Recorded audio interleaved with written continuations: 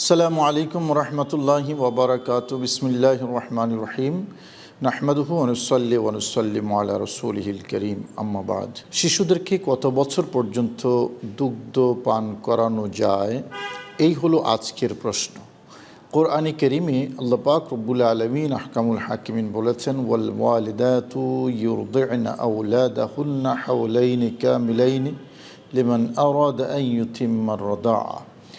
অর্থাৎ নারী যারা সন্তান প্রসবিনী তারা তাদের সন্তানদেরকে দুগ্ধ পান করাবেন পরিপূর্ণ 2 বছর। এই বিধান তাদের জন্য যারা দুগ্ধ পান পরিপূর্ণ করাতে চান। এই আয়াতে আল্লাহ পাক রব্বুল আলামিন আহকামুল হাকিমিন শিশুদেরকে দুগ্ধ পানের সময়সীমা 2 বছর বলেছেন একেবারে স্পষ্ট করে, এবং বলেছেন আন ইউতিম্মার রাদা, এটা হলো দুগ্ধ পান করানোর পরিপূর্ণতা 2 বছর।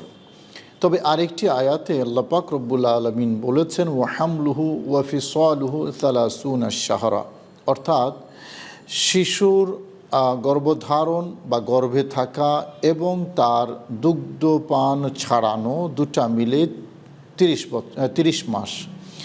এই 30 মাসের হিসাব হলো ইসলামী শরীয়তে 6 মাস হলো হামল তথা গর্ভধারণের সর্বনিম্ন সময়, অর্থাৎ সর্বনিম্ন সময় গর্ভে ধারণ কত মাস হতে পারে, তার জবাব হলো 6 মাস। তাহলে 6 মাস আর ওইদিকে 2 বছর, এই টোটাল 24 মাসে 2 বছর, টোটাল 30 মাসের কথা বলেছেন।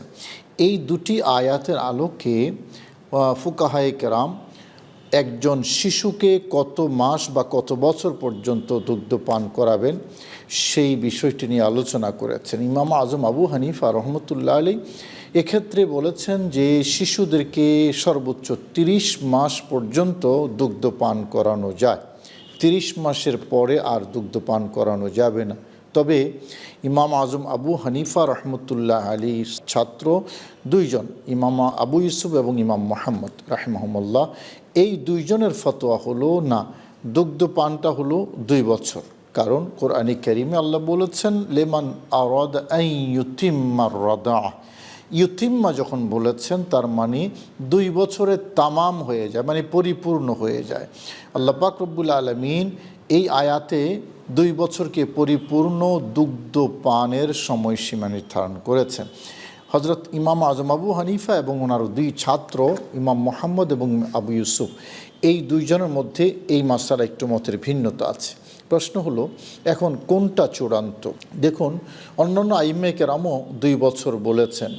সে কারণে দুরর মুখতার সহ হানাফি মাযহাবের যে সকল গুরুত্বপূর্ণ কিতাব আছে দুগ্ধ পান সম্পর্কিত, অর্থাৎ বাচ্চাকে কত বছর পর্যন্ত দুগ্ধ পান করানো যাবে, এই বিষয়ে উলামায়ে কেরাম হানাফি মাযহাবের পরবর্তী ইমাম আজম আবু হানিফা রহমতুল্লাহ পরবর্তী উলামায়ে কেরাম যারা ওনারা ফতোয়া দিয়েছেন, সাহেবাইন তথা ইমাম মুহাম্মদ এবং ইমাম আবু ইউসুফ রাহিমাহুমুল্লাহ, এই 2 জনের কথার উপরে, অর্থাৎ ফতোয়াটা হানিফি মাযহাবের ফতোয়া হলো এ কথার উপরে যে শিশুকে দুগ্ধ পান সময়সীমা হলো 2 বছর, এর পরে আর দুগ্ধ পান করানো যাবে না। এই আয়াতের আলোকে আল্লাহ পাক রব্বুল আলামিন আমাদের সবাইকে বুঝার এবং আমল করার তৌফিক নসিব করুন, আমিন। আসসালামু আলাইকুম রহমতুল্লাহি ওয়া বারাকাতুহু।